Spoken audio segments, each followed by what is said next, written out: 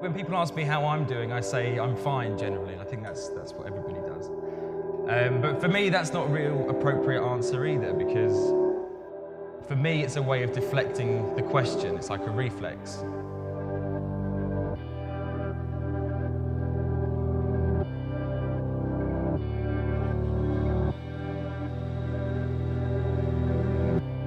And deflecting that question is something I've got really good at, because a lot of the time I'm not fine. In fact, I live with depression.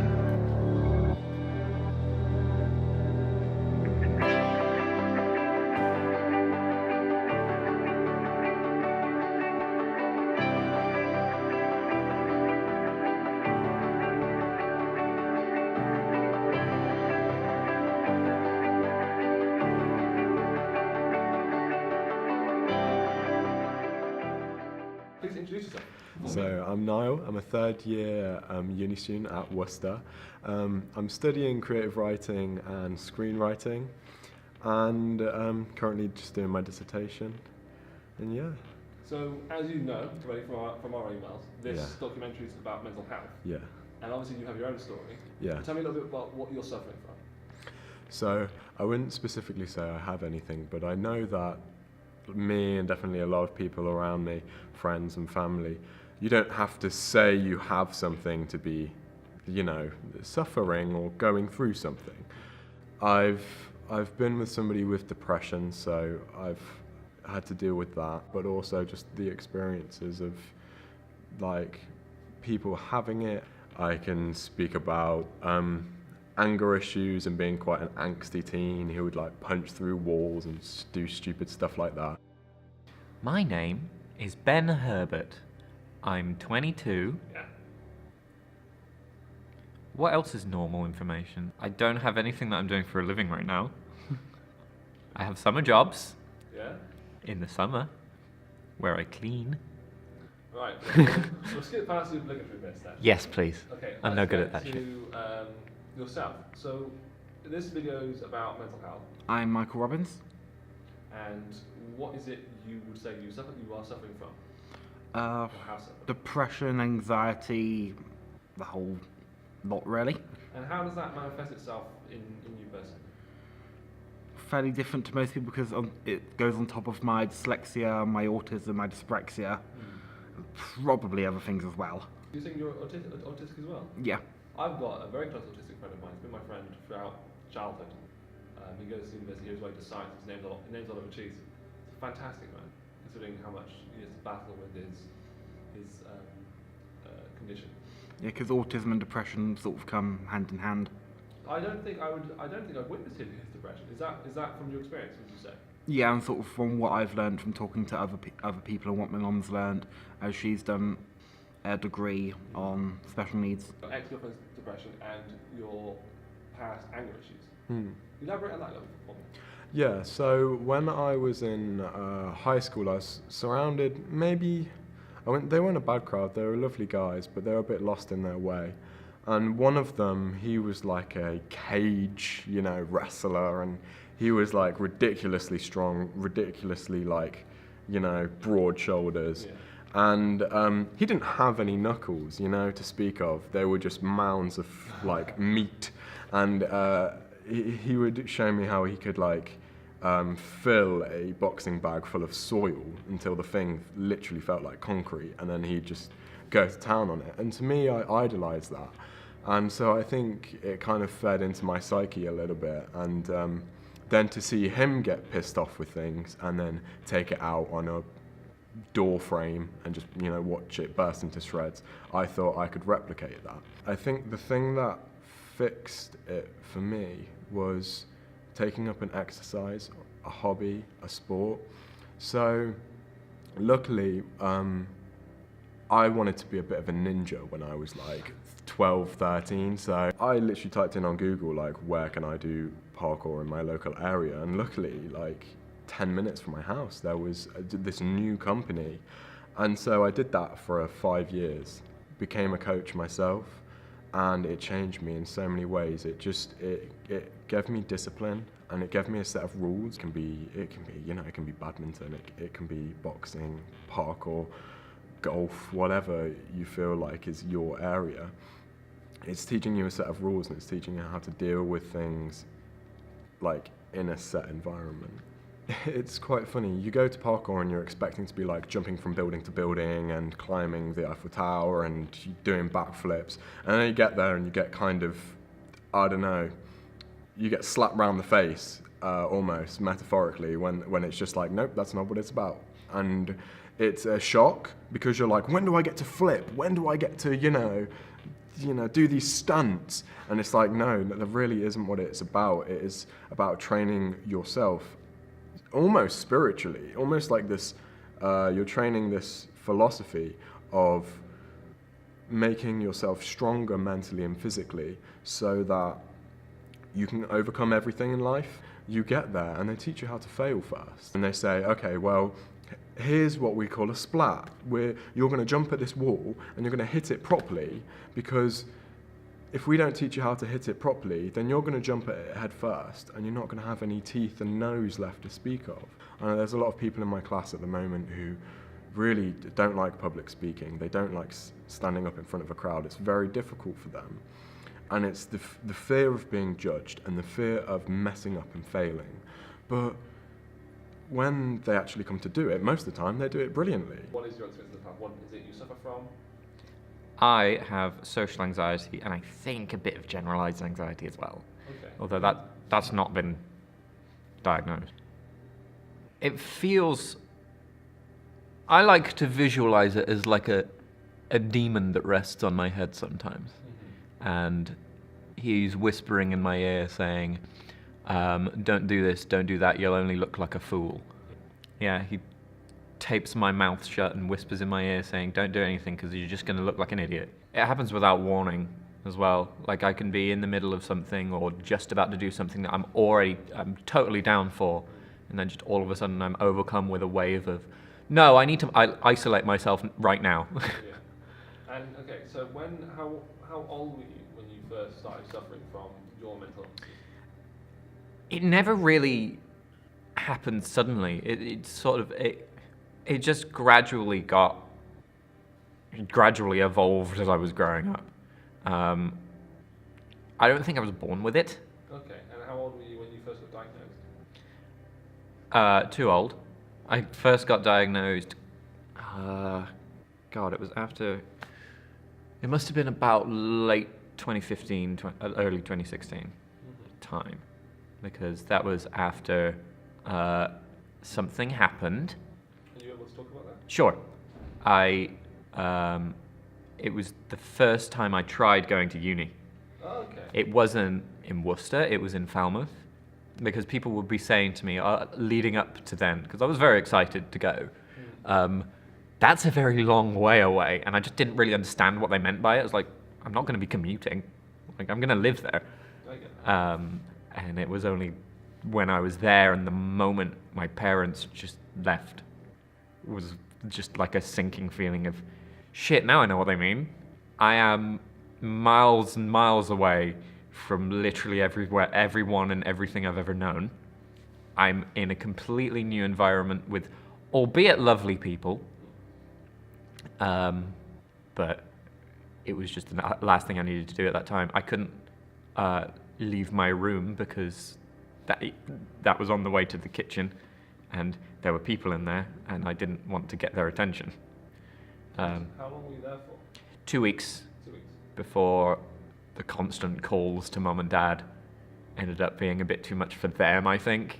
Yeah. So they just came and picked me up, took all of my things. Was it their idea to come pick you up, or was it your idea that you said, I want to leave because? I wanted to leave the moment they left, but after 2 weeks of calling and nagging and obviously it not getting any better, then they realised, shit, maybe there is actually a problem. Because my brain works differently to other people due to my dyslexia and all that. Yeah. So there'll be some days where my brain completely slows down and I can't really think.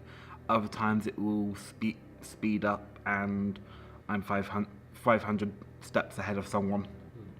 And they're both related to my anxiety sort of playing up.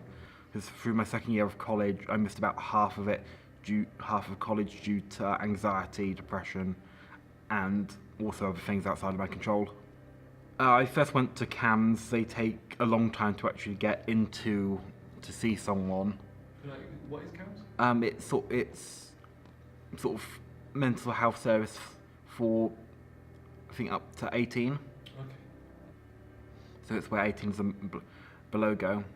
With CAMS, there seems to be, if you sort of say that you've sort of had thoughts of suicide, been self-harming, sort of all that, then you're more likely to be prioritised. I've got a few friends that are from school.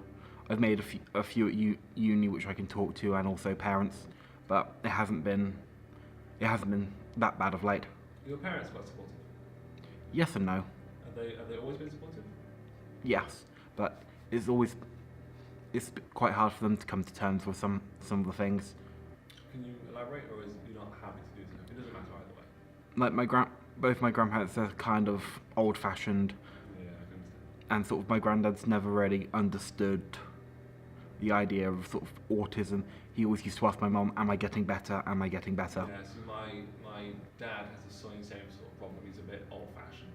Yeah. So he just thinks it's all in the head. And I'm like, no, it's literally just a complete chemistry difference. Yeah. It doesn't function properly or whatever. Yeah, like they didn't quite. Like when I was diagnosed with a chemical depression, they didn't understand the difference between a reactionary and a chemical. Being a guy in this sort of circumstance, what is it you hate about that? What is it sort of precious do you feel? I feel that I'm not sort of allowed to open up as much. Like as a guy, we're expected to sort of keep our emotions sort of to ourselves to some extent, and especially if I'm kind of brought up in a bit of an old-fashioned family where sort of men are men. One of my worst times. This is more of my mum's memory than it is mine. Okay. But apparently, when I was in state education, so probably about year 1, year 2, and apparently I came home one day and said to her, "How do I die?" I'd say what actually got me through the roughest, most dark part of my life, when I genuinely thought I did have symptoms of depression, but was not mature enough to even like focus on them, because essentially in one foul swoop I lost all my friends. But I was writing a story and it had sexual elements, and my friend decided to say this is about somebody when it wasn't, and then it got out of hand. And because it was a story about, like, it had elements of like rough sex in it, then they were just like, "Oh my god, you're a rapist, you're a paedophile." And you know what kids and children, not kids, but you know what teenagers are like, they just like drama. And so that led me into quite a little bit of a depression. Like, you know, when you feel so fed up that inside you feel numb, you feel nothing almost. And the thing that got me out of that was, funnily enough, YouTube. And not in the procrastinating sense. Not in the I'm gonna, waste away my life looking at videos, which I do, but not just like scrolling through cat videos. It was looking at like motivational videos. It was a little bit cliche, I would say, to say the least. You get these American dream, like you can be whatever you want to be, But actually looking at these things, even if I was self-aware that they were cliche, was helpful to me, because it was giving me someone that was telling me, you know what, you can do this. Just put your mind to it, and you can do this. There's no one, anybody can say to you that it's not possible, but no, you can do anything, and it is possible. But you've just got to believe. And back to spirituality again. My girlfriend believes that if you cultivate positivity, then you will get that positive outcome. And it is partly spiritual, and it's partly a mental thing. Is that if you cultivate this, I'm going to tackle this with a positive energy, but it might not be the best thing I've ever done, but as long as I go at it with everything I've got and just enjoy it while it lasts, then whatever the outcome is the best outcome. And if you fail, you learn more from failure. Back to that. So is this the first time you really thought, hey, maybe I've actually got a problem with this? The first major thing that happened, yeah. I mean, up until that point, I just thought I was a bit of a nervous person. Like, that was my personality. I was just shy, didn't really want much to do with anyone. But until then, that was the point where I was like, okay, I'm going to go to the doctors. I'm going to see a therapist. I want this shit sorted out, please. Everyday struggles, if you can describe those for me. And what is it, who or what do you do to cope? Nowadays, Felix, my boyfriend, is the biggest support. We support each other in all different kinds. He needs my support, I need his. But I'm sure you've noticed that there are days that I just don't turn up to uni, and that is why. Maybe laziness is mixed in that there, but most of it is just fear of doing anything. Like every new thing comes with just a giant doubt in my brain. I'm sure everyone's got doubts, but it's very intense. But Felix is always there to just ease me along, say, no, it really is okay to be doing this kind of thing. I was born in Worcester and raised in Malvern, and neither of those places really gave a shit about my sexuality. Which in a lot of ways is a great thing. I would rather they give no shit than give too much of a shit. But I think one thing people really need to realize is that being gay is actually quite a big part of who I am. It's not just something little like I'm left-handed. I have, that kind of thing. Being left-handed has not affected me in any way, pretty much. But growing up gay allowed me to ask a lot of very introspective questions about myself in my adolescence, and that's had a big impact on me. But I was lucky enough for no one to really give a shit, at least in my physical world life. I'm sure people on the internet have lots of things to say, and surely they do. Do you spend much time on the internet and forums and things like that? Too much time. And do you ever get online harassment or abuse, so to say? I'm more of a stalker on the internet than an active participant. I like to listen more than I like to talk.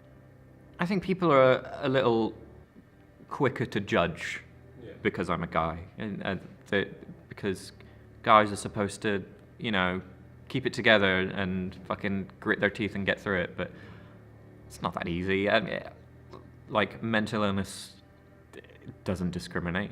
It's gonna strike anyone at any time. So your experience with this abusive relationship, and we'll move on to some of the points you have. What calls or signs did you pick up on that you were suffering? Obviously, I love that person, and that's safe to say. Even though I've moved on, you can't deny that. And we had a great time together. It's not like it was just like every day hell. But there was a time when it was like, if you leave me, I am going to cut myself, or I am going to hurt myself, or I'm going to kill myself. And if somebody's saying that to you, then that's an abusive relationship. So you describe it as a toxic personality? That's not. But then it comes into the depression, and it becomes more complicated. Nothing is that simple. And obviously, I knew that the depression was there, but some of my best friends have depression, but they are the most lovely people you'll ever meet in your life. So it just goes to show that you can have something, but if you are literally spreading it like an infestation or a disease onto the people around you and affecting them, then you really need help. What about your best friend? What's the happiest memory you've got at the moment? Probably reenactment. Reenactment? Because I'm a reenactment. I reenact with the 14th Roman Legion. That's really cool. Please tell me more about that. It just takes me away from sort of gives me a different environment with sort of what's now become sort of a second family. And that obviously is helpful though, right? That does Definitely enforce positive mental attitude. Yeah, and I love doing the reenactment. I love being sort of part of the unit, wearing all the kit and educating the public. Is that a lot of guys doing that? Or is it a mixed group? It's a mixed group. In the military side, it's all male, as the Romans would have, but we also have a civilian aspect where a lot of the females, and we have some males. Tell me more about your issues with men and mental health and the stigma around it and lack of support. I think it also doesn't help with sort of, because I believe we're definitely going through a crisis of sort of masculinity crisis. Okay. Where sort of men don't quite know where they stand anymore. Like, sort of take it back 20 years ago, men knew where they stood in society, and sort of nowadays it's quite different. Now, we talked about people in your life that help you. Yeah. You said your boyfriend. Is there any other guy that you speak to? My dad, because I think saying surround yourself with positive people helps, but the way he worded it was really great, because he says you should. There are two kinds of people in the world: drains and radiators. Drains will drain your one of or all of your emotional willpower, your money, your time, and not really give much back, whereas radiators are just being around them energizes you. I think that's very important, and I think my dad does do that, and he tries his best to be a radiator all the time, and so do I.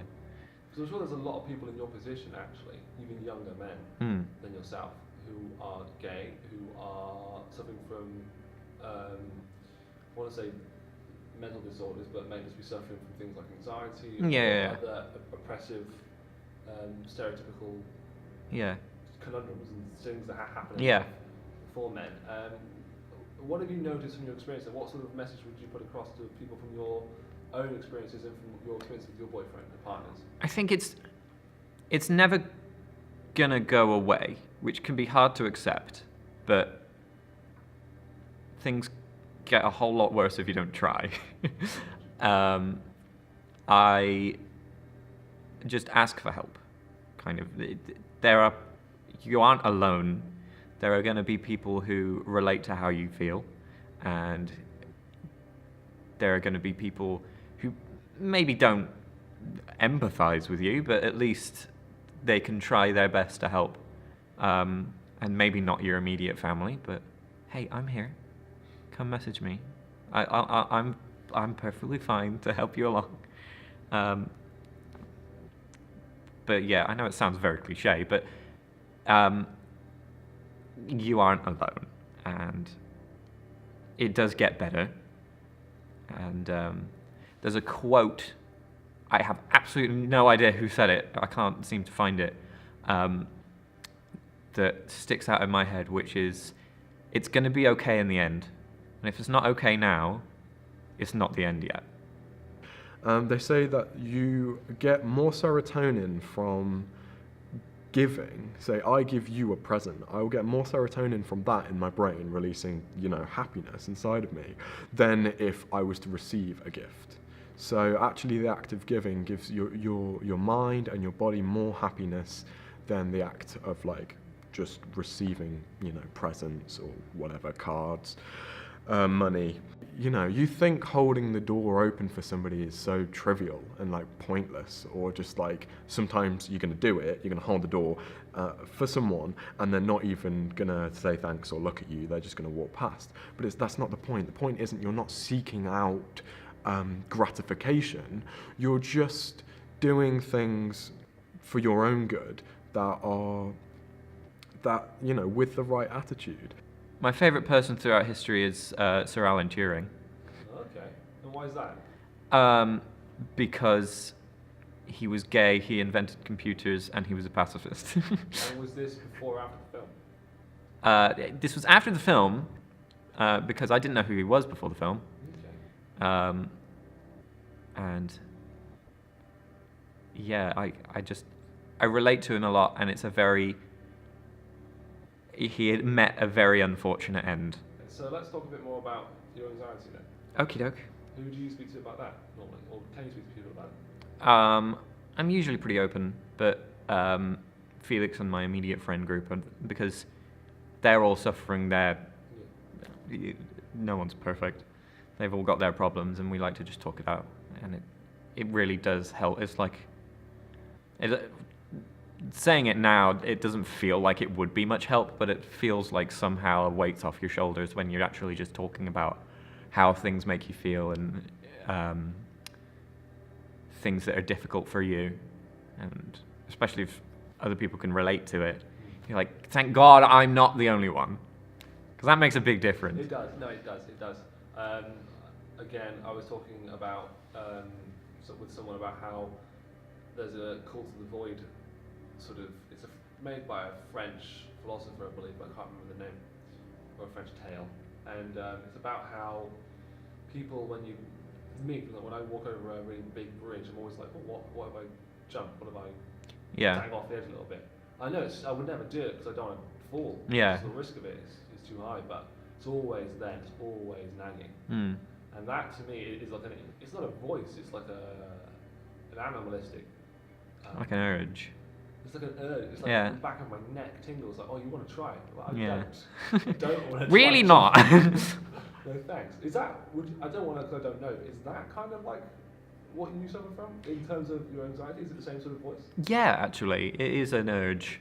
I think it's a except it's much easier to succumb to because it's rather than saying do this, it's more often than not saying don't do this. Which is, I can imagine is Which a bit is easier. yeah, it's like okay, well I'll just not change my current state.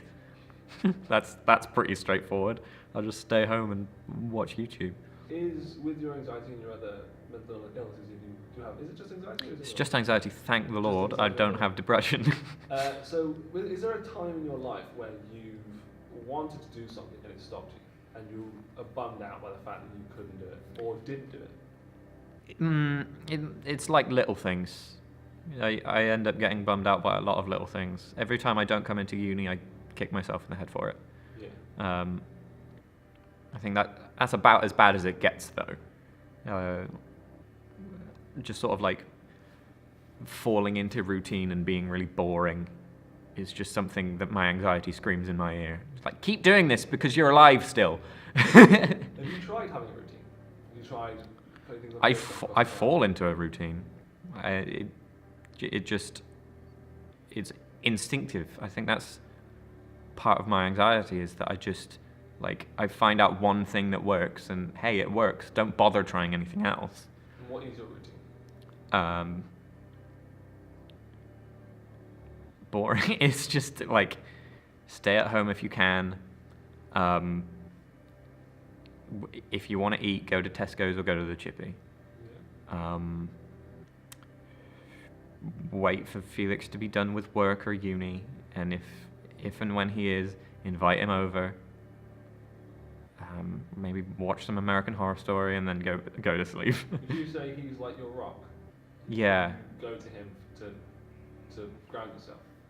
I do. Yeah. Well, to ground myself, I would go home to my parents. Okay. Because those have been constants throughout my life.